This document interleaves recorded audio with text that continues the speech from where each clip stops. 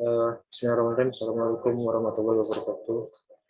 Kenalkan, kami dari kelas A ingin mengerjakan tugas cloud computing dengan saya sendiri, Alif Fernandi dengan NPM 01700104. Dan saya Saprisa Panjala dengan NPM 2017051022. Di sini kami akan mempraktikkan cara membuat load balancer dan menjalankan load balancer. Untuk yang pertama akan dijelaskan oleh saudara Dr. Baik, untuk pertama-tama kita akan membuat virtual cloud network-nya terlebih dahulu. Pertama kita klik Start VCN Wizard. Nah, kemudian kita sudah muncul tampilan seperti ini, kita start saja.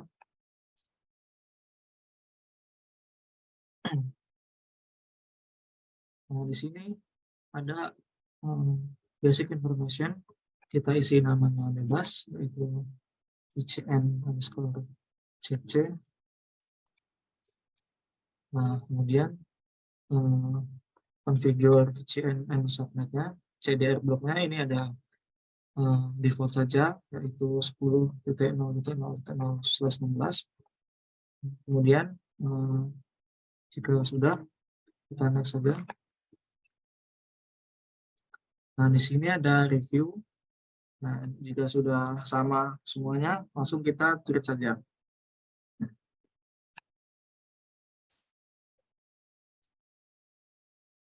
Nah, di sini menunggu.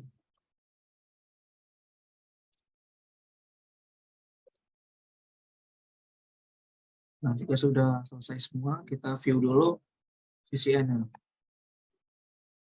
Nah, di sini sudah terbuat VCN_CC. Nah, kemudian langkah kedua yaitu membuat instance. Kita cari instance.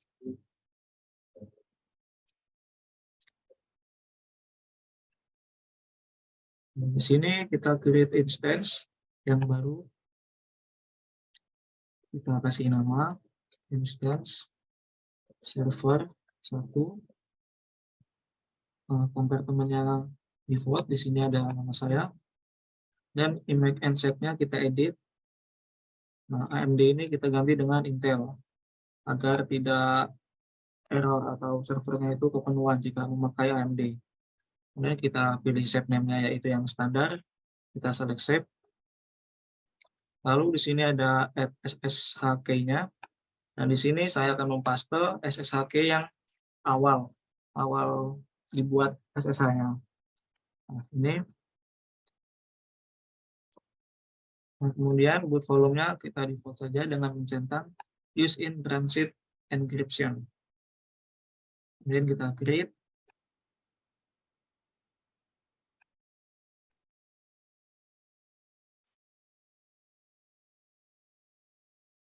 Nah, kemudian kita duplikat dulu.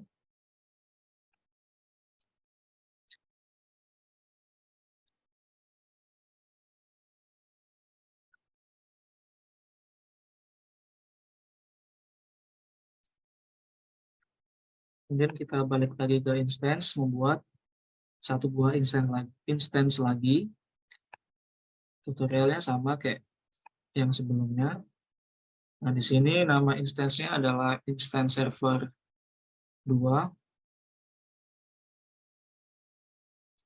Kemudian image and shape-nya kita ganti. Shape-nya kita ganti menjadi Intel. Nah, kita pilih yang standar, kemudian select shape. Nah, kemudian di add SSH-nya kita pastekan. Nah, jika sudah, boot volume-nya kita default dengan mencentang use in transit encryption. Lalu kita create.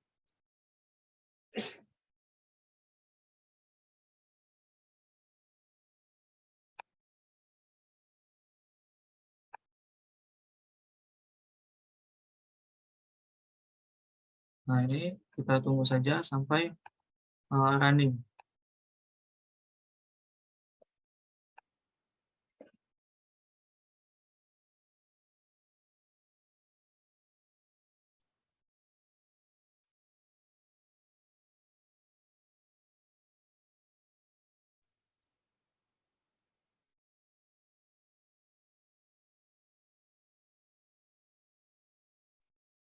Nah, kemudian untuk tahap selanjutnya akan dijelaskan oleh Alifan Renaldi. Kepada Alifan dipersilakan.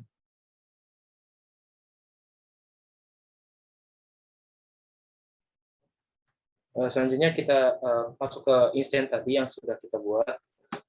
Lalu kita ketikkan kode di terminal Cloud Shell itu dengan memasukkan yang pertama kode cd spasi titik ssh. Lalu kita setelah selesai di enter, lalu ketikkan ls. Setelah ls kita akan masukkan kode selanjutnya itu bash. Nah, lalu setelah masuk ke kode bash itu kita masukkan SSH min i dengan masukkan sesaki nama yang tadi kita buat tadi.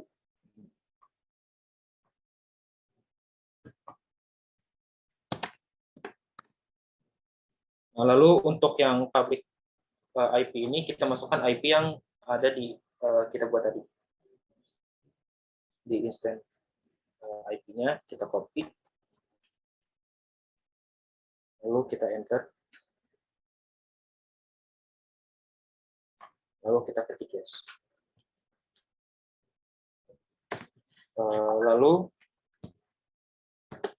kita ketikkan yang di konsol kedua untuk di server kedua. Tadi kan untuk ke server yang pertama. Lalu untuk ke server yang kedua sama masukin cdm spasi titik ssh, lalu kita ketikkan ls. Setelah itu kita ketikkan bash. Bash kita masukkan ssh min i yang tadi kita ketikkan di instance server yang pertama.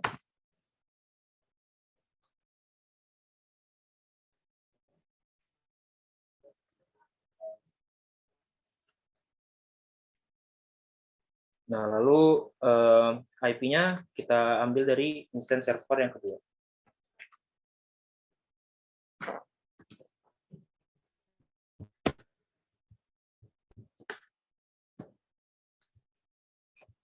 Nah, setelah itu ya enter.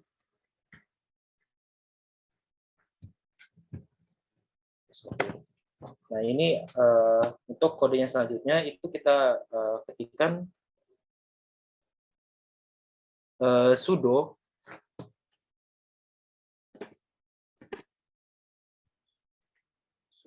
spasi yum min y spasi install httpd.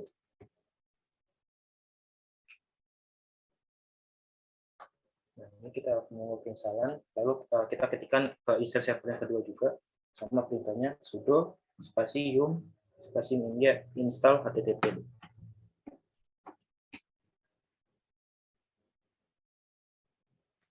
Ini kita itu akan menunjukkan server yang tadi kita lalu selanjutnya kita tunggu penginstalan terlebih dahulu.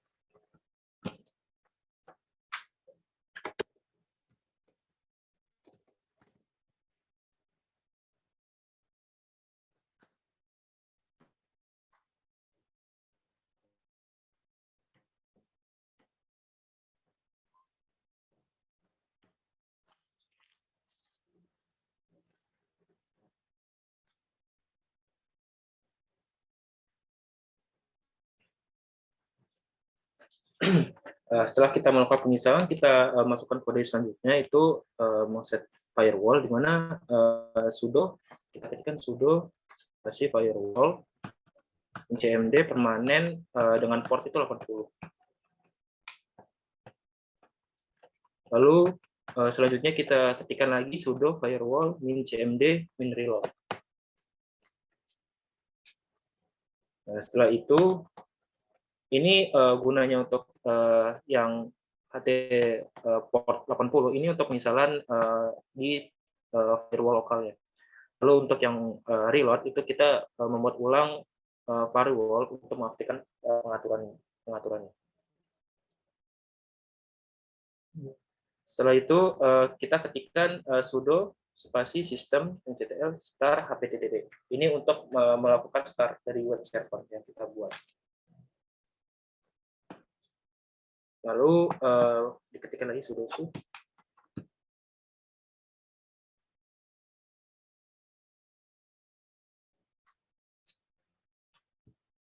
Lalu kita ketikkan web server, ini kan di server pertama, maka kita ketikkan web server 1 HTML index.html. Nah, setelah itu kita ketikkan di instance server yang kedua, kita ketikkan kode yang sama, yaitu sudo minimum install httpd ke firewall cmd permanen export 80 TCP. Setelah itu kita ketikkan lagi sudo firewall cmd reload.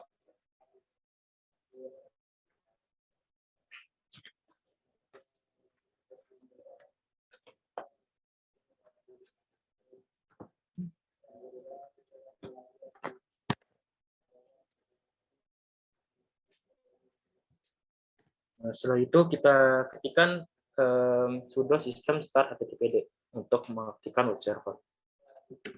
Setelah itu kita ketikkan sudo su. Nah, lalu kita panggil yang tadi web server yang kedua dengan www.htmlindex.html.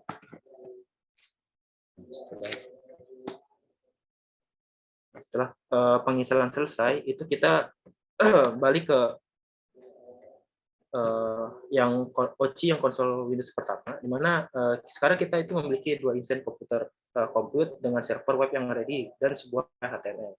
Sebelum kita membuat load balancer, kita perlu membuat security list, tabarut dan subnet yang akan digunakan oleh load balancer. Nah, load balancer ini harus selalu berada di subnet yang berbeda dari aplikasi dari instan aplikasinya. Hal ini memungkinkan menjaga instan aplikasi agar tetap aman di subnet pribadi sambil mengizinkan trafik internet publik ke load balancer di subnet publik. Yang pertama, syaratnya itu harus membuat security list, route table, dan additional subnet.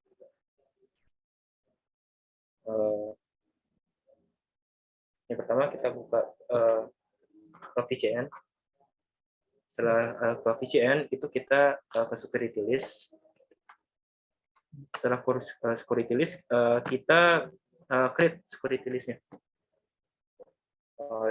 dengan nama security, nama yang terserah yang akan kita buat.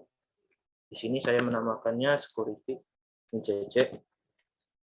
Lalu create in kompartemennya itu secara default aja, lalu klik create. Setelah dibuat itu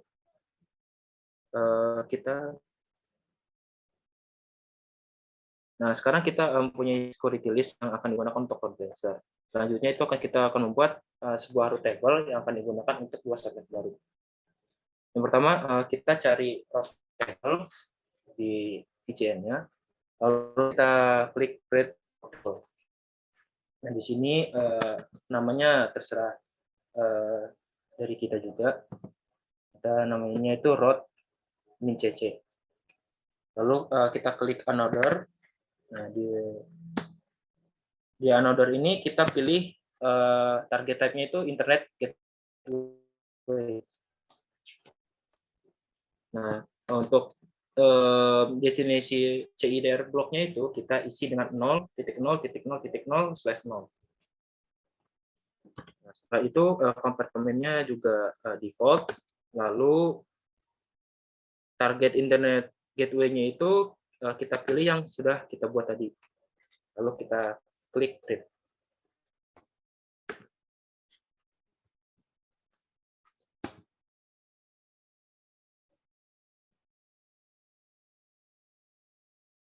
Nah, setelah itu sekarang kita mempunyai sebuah table akan menjadikan semua traffic. Nah, selanjutnya kita jadikan satu route table dan 2 subnet terbaru yang akan dibuat. Yang pertama itu kita ke VCN, lalu buat load balancer subnet, klik create subnet. Nah, di sini kita masukkan nama untuk nama subnetnya itu subnet min cc, lalu itu kompartemennya default, terus CIDR-nya itu kita pilih 10.0.0/24. 0.0.4/24. Selanjutnya kita pilih route table. Nah, route table-nya sudah kita buat tadi. Lalu subnet itu pilih public subnet. Lalu DHCP-nya ini kita pilih default.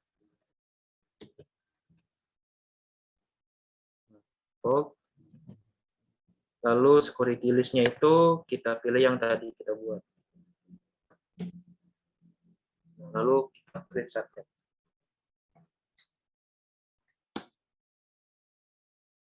Nah, selanjutnya kita akan membuat load balancer dan untuk mengupdate security list-nya, di mana kita cari load balancer di search.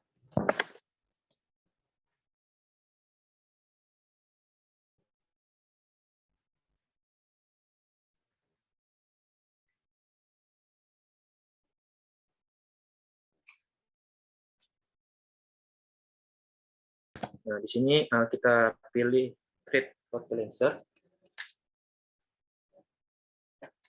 Lalu kita beri namanya itu dengan terserah kita ya. Di sini saya menamakannya LB bin CC.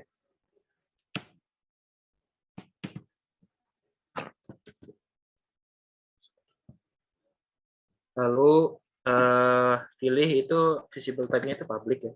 Nah, terus sama asing itunya juga public IP address itu dengan literal API address.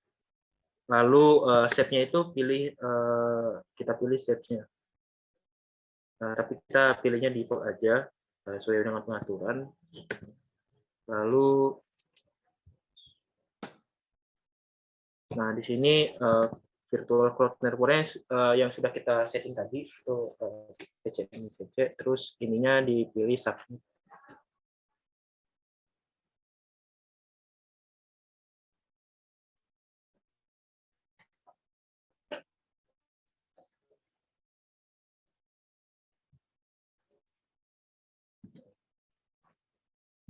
Lalu pilih next, lalu pilih backend. Nah, di sini sama kita set default. Nah, itu kita pilih yang kita buat tadi, set servernya. Lalu add select path.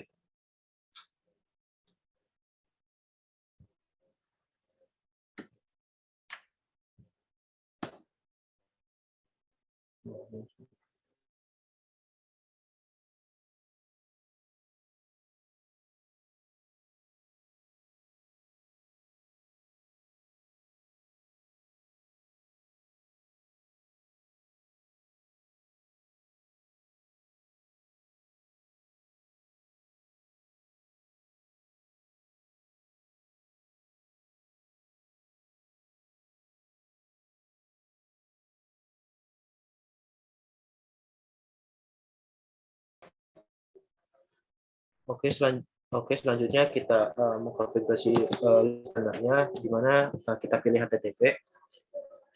Tadi namanya sudah kita ketikkan, lalu kita pilih HTTP, lalu untuk portnya itu 80, lalu kita klik next. Nah, di sini kita pilih default ya. Lalu ininya kita pilih grup, log grup itu, lalu log name-nya yang sudah secara default sama one more. Langsung kita ketik submit. Nah, sekarang load balancer sudah dibuat.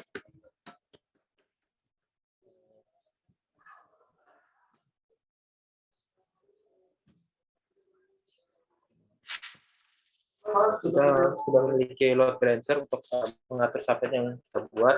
Lalu selanjutnya kita akan masuk ke VCN.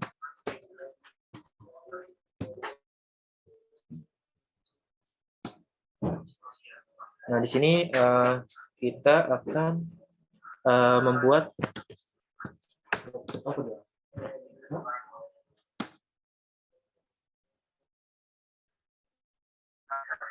kita akan masuk ke security list, di mana kita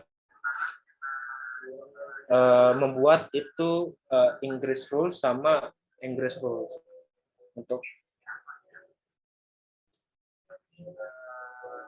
Nah, di mana setelah kita masuk ke security list, itu kita klik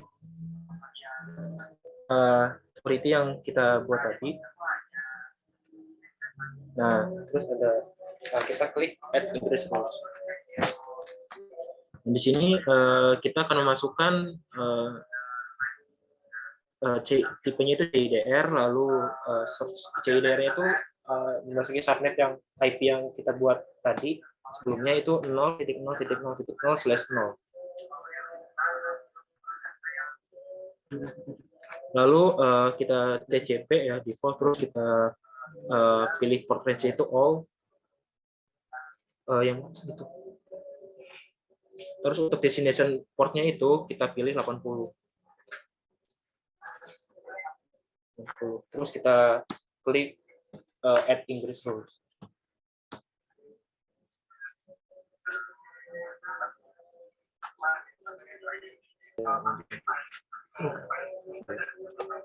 Untuk selanjutnya kita akan membuat, tadi kan kita sudah buat ingress rule ya. Selanjutnya kita akan membuat ingress rule.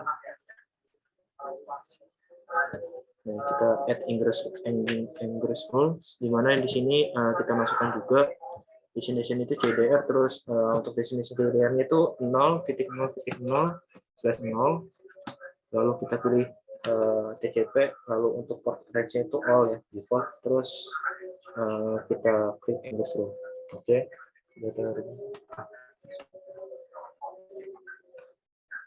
Terus selanjutnya kita balik ke VPN.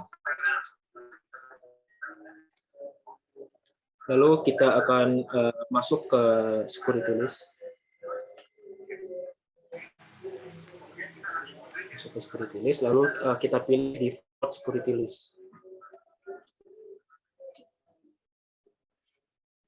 Nah, di sini kita akan membuat dua ingress rules. Jadi kita yang pertama itu harus mengklik add ingress rule dulu. Nah, kita pilih type-nya itu default CIDR. Lalu untuk sort CIDR-nya itu kita ketikkan 10.0.4/24. Oke. Terus TCP-nya juga default ya. Lalu untuk yang sort port range-nya itu kita pilih all, default-nya itu kita pilih 80. Lalu kita terus kita klik lagi add ingress rules yang kedua ya.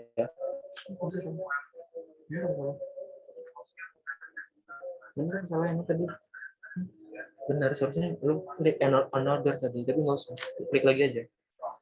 Selanjutnya kita klik add ingress rule yang kedua ya.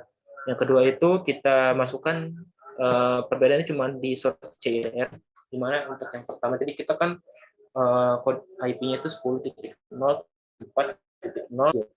Untuk yang kedua itu kita ketikkan 10.0.5.0/24. 0/24. Untuk range juga 80.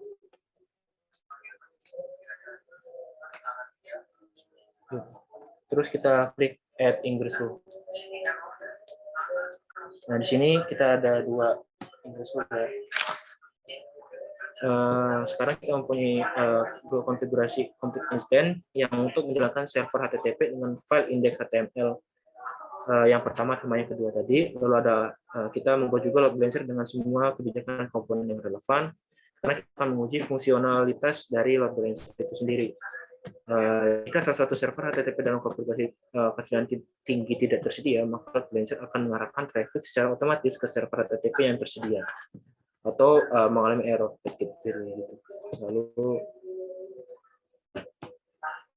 selanjutnya kita akan mengakses dua web server yang sudah kita buat tadi, sudah dikonfigurasikan sebelumnya, itu menggunakan alamat IP public load balancer yang sudah kita buat tadi. Di mana load balancer untuk route traffic itu secara round robin Jika salah satu server web tidak tersedia, konten web akan tersedia melalui server yang kedua, itu high availability. Pertama kita masukkan atau copy balancer yang kita buat tadi.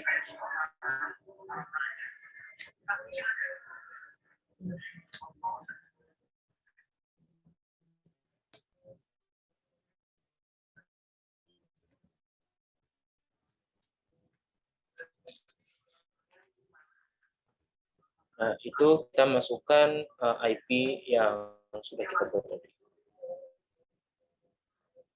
ke dalam browser. Nah, di sini kan kita ada terdapat tulisan web server 2 ya. Jika kalau kita refresh,